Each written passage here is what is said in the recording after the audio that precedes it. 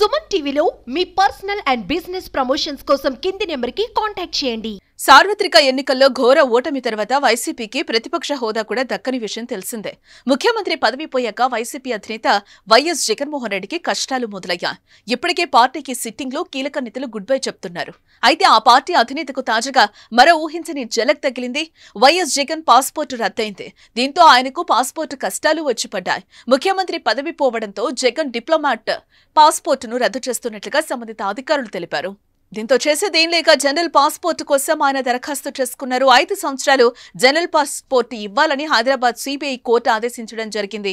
ఏ వ్యవహారంపై విజయవాడ ప్రజాప్రతినిధుల కోర్టులో మాజీ సీఎం పిటిషన్ దాఖలు చేశారు. అయితే దీనిపై విచారించిన కోర్టు కేవలం 1 సంవత్సరానికి పాస్పోర్టు ఇవ్వాలని ఆదేశించింది. అయితే తనకు 5 సంవత్సరాలకు పాస్పోర్టు ఇవ్వాలని హైకోర్టులో వైఎస్ జగన్ ఇవాళ లంచ్ మోషన్ పిటిషన్ దాఖలు చేయడం జరిగింది.